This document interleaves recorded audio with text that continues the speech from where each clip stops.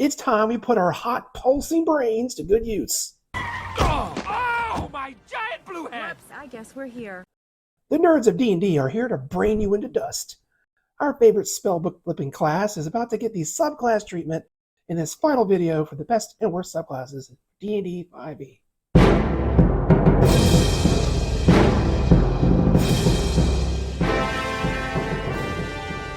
Wizards are one of my favorite classes in D&D, and I'm not alone in that. Being the smartest person in the room can have a certain appeal. But which subclass is going to make our super brains even super-er? There are 13 to choose from, and that's the second most, right from behind the cleric. But which will have us joining the ranks of the archmage, and which will have us sitting in the corner with a dunce cap on? Do remember that these are just my opinions. I think any subclass can find a home in the right campaign at the right table. If we truly wish to master the arcane, we must first become masters of the greatest of forces, time.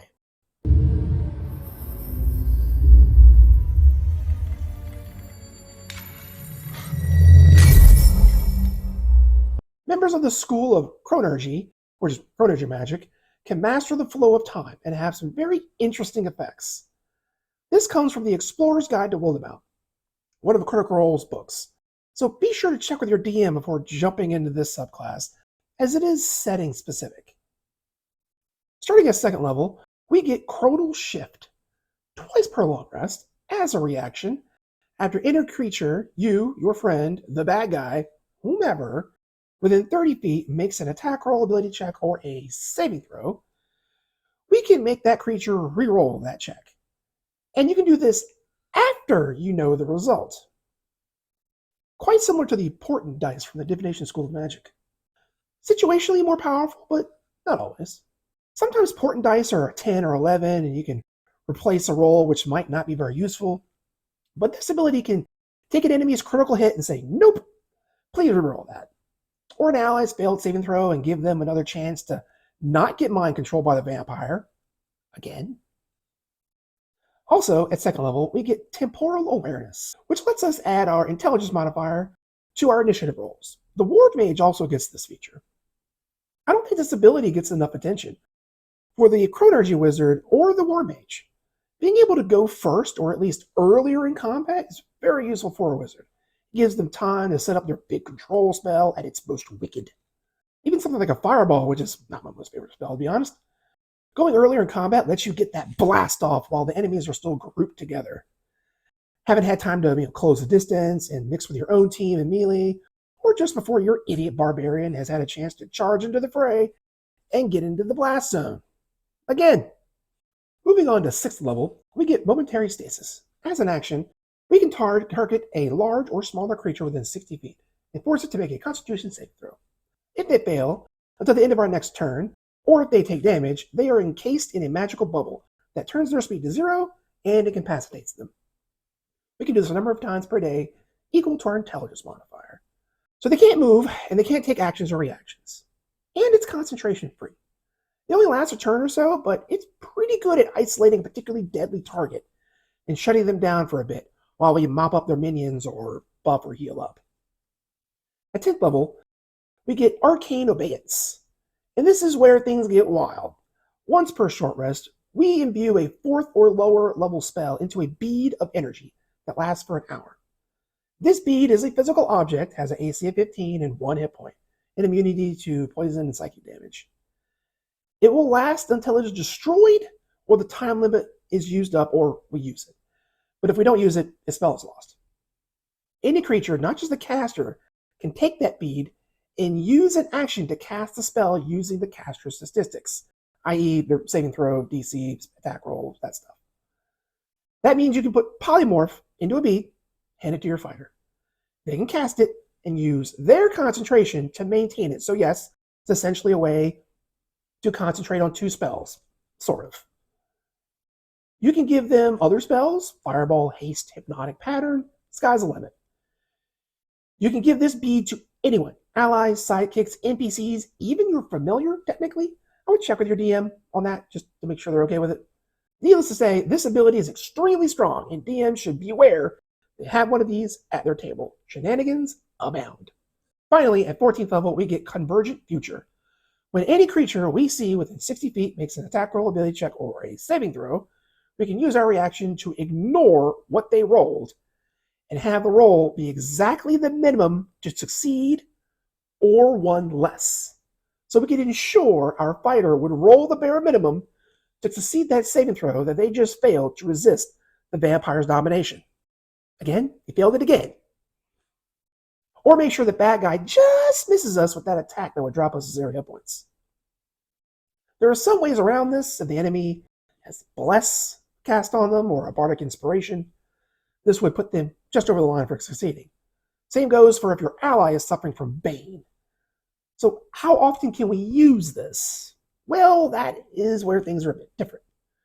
When we use this feature, we gain a level of exhaustion that can't be removed in any way other than from taking a long rest. So you can't use any magic items to get rid of it. One level of exhaustion isn't a big deal, but 2, 3, more, you die if you get to 6. So the number of times you can use this ability is based on how harsh you're willing to suffer the consequences. But still, being able to just make sure that a hit lands or misses or a saving throw succeeds or fails is huge at this level. Making sure that Banishment on the Demon goes through, making sure that critical hit doesn't land. It can absolutely be worth it. Just remember, a long rest only cures one level of exhaustion at a time. Keep that in mind. From the Masters of Time to the Masters of the Mutable Form. Go, Sonny! The School of Transmutation boasts some of the best and strongest spells in D&D. Haste, Polymorph, Animate Objects, Disintegrate, Reverse Gravity, and True Polymorph. Who doesn't want to turn into a dragon?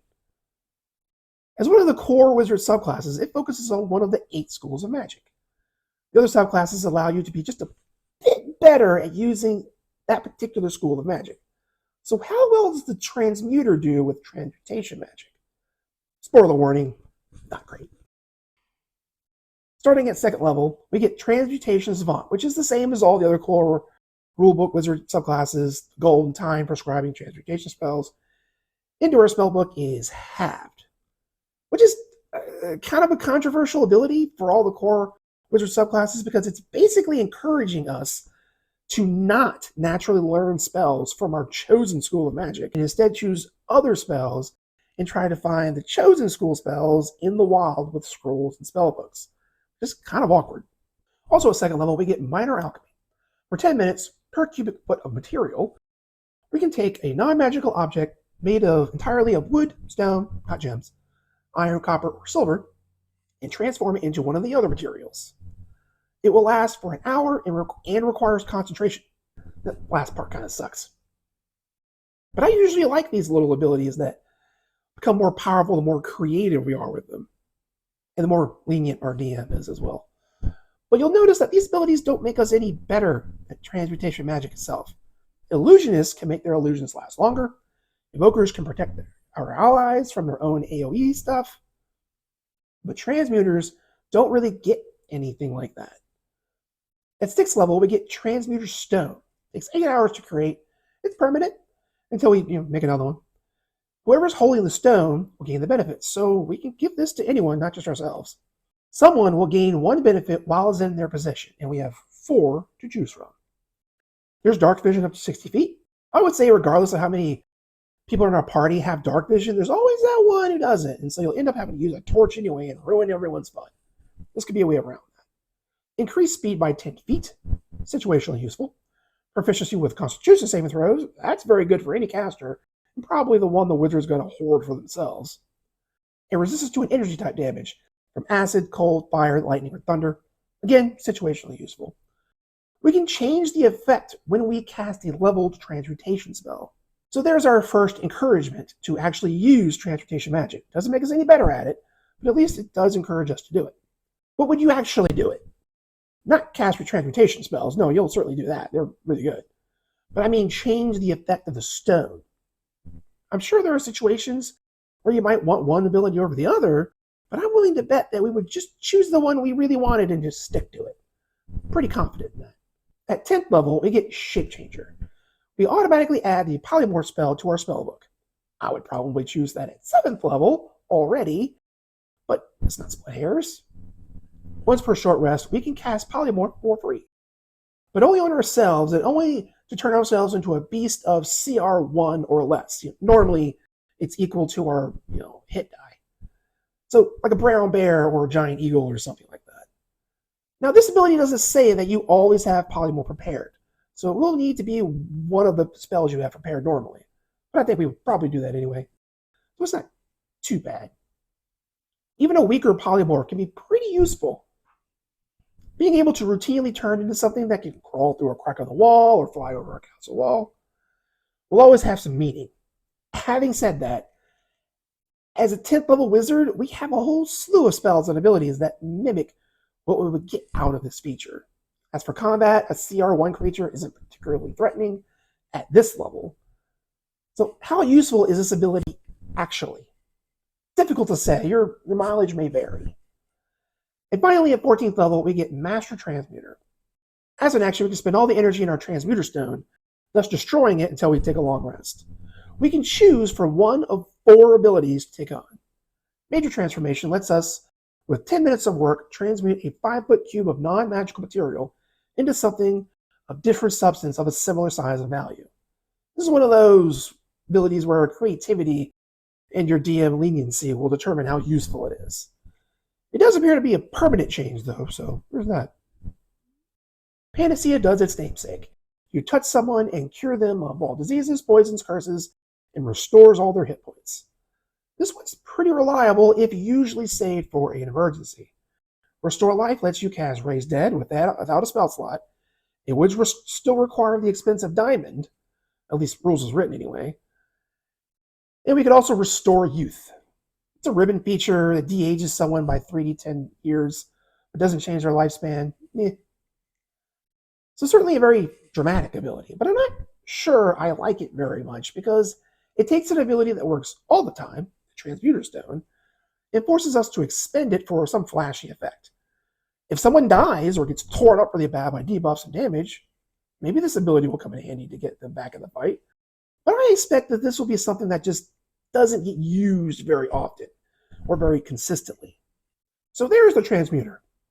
Not a bad class with a lot of potential for creativity, but its greatest sin is that it just doesn't make you much better at transmutation magic, despite you being a specialist at it. I do like the kind of open-ended abilities that are available, but if this is the thing that really gets your attention, maybe check out the Artificer instead. It does a better job at that. So there are my picks for the best and worst subclasses for the Wizard in D&D 5e. Which are your most and least favorites? Do you like the Ruler of Time and the Chronurgy magic, or might you choose the Diviner? They do have very similar abilities. My personal favorite is actually the Order of Scribes. Does the Transmuter disappoint you as well? Honestly, I might put the Blade Singer down there, despite it being a fan favorite. Encouraging a D6 hit die caster to run up to a monster and stab it with a sword doesn't sound like a brilliant idea. But you can do it, and do it well, if you really know what you're doing in building your character. Tell me in the comments below your thoughts on that matter. While you're down there, be sure to subscribe, ring the bell, smash that like button. Check out our other videos over here, and I'll see you in the parlor.